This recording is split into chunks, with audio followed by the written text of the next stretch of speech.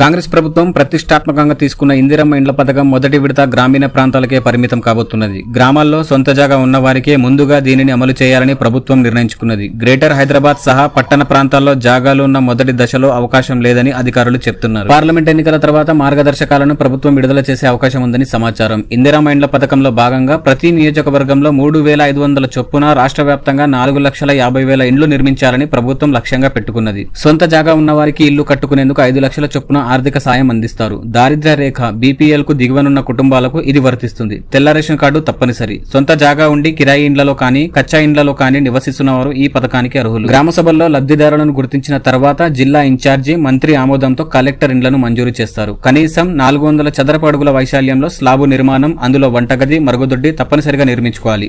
మహిళా పేర ఇల్లు మంజూరవుతుంది. పునాదులు పూర్తయ్యాక 1,00,000, రూఫ్ లెవెల్ కి వచ్చాక మరో 1,00,000, స్లాబ్ వేశాక 2 లక్షలు, మొత్తం పూర్తయ్యాక మిగిలిన 1,00,000 చొప్పున లబ్ధిదారుల బ్యాంకు ఖాతాలో జమ అవుతుంది. జిల్లాల్లో కలెక్టర్లు, జీహెచ్ఎంసీ పరిధిలో కమిషనర్ ఆధ్వర్యంలో తెలంగాణ రాష్ట్ర గృహ నిర్మాణ సంస్థ పర్యవేక్షణలో గృహ నిర్మాణం సాగుతుందని ప్రభుత్వం ఉత్తర్వుల్లో స్పష్టం చేసింది. జీహెచ్ఎంసీ సహా పట్టణ ప్రాంతాల్లో పెద్ద సంఖ్యలో పేదలు బస్తీల్లో నివసిస్తున్నారు. చాలా మంది పేదలు పట్టణ శివారు ప్రాంతాల లేఅవుట్లలో ఫ్లాట్లు కొనుగోలు చేసి నిర్మించుకునే స్తోమత లేక కిరాయి ఇండ్లలో ఉంటున్నారు. గ్రేటర్ తో పాటు పట్టణ ప్రాంతాల్లో ఎక్కువ శాతం గ్రామ పంచాయతీ లేఅవుట్లే ఉన్నాయి. వీటికి రిజిస్ట్రేషన్ పత్రాలు ఉంటాయి తప్ప ఎటువంటి అధికార అనుమతులు ఉండవు. కొందరు గ్రామ కంఠం, సీలింగ్ ల్యాండ్లలో నోటరీ పత్రాలపై కొనుగోలు చేసి కచ్చా ఇండ్లు ఏర్పాటు చేసుకున్నారు. చాలా మందికి తెల్ల రేషన్ కార్డులు లేవు. పట్టణ ప్రాంతాల్లోని వివిధ బస్తీలు, కాలనీలు, లేఅవుట్లకు సంబంధించిన జాగాలపై మార్గదర్శకాల్లో స్పష్టత ఇవ్వలేదు. తెలుపు రంగు కార్డు ఉన్నప్పటికీ మహిళలు లేకుంటే ఇల్లు మంజూరయ్యే అవకాశం లేదు. ప్రభుత్వ మార్గదర్శకాల్లో ఇటువంటి పేదలకు సంబంధించి ఎటువంటి స్పష్టత ఇవ్వలేదు. కేవలం గ్రామీణ ప్రాంతాల్లో సొంత జాగాల్లో గుడిసెలు, తాత్కాలిక ఇండ్లలో నివసిస్తూ తెల్ల రేషన్ కార్డు ఉన్నవారు మాత్రమే అర్హులని అధికారులు స్పష్టం చేస్తున్నారు.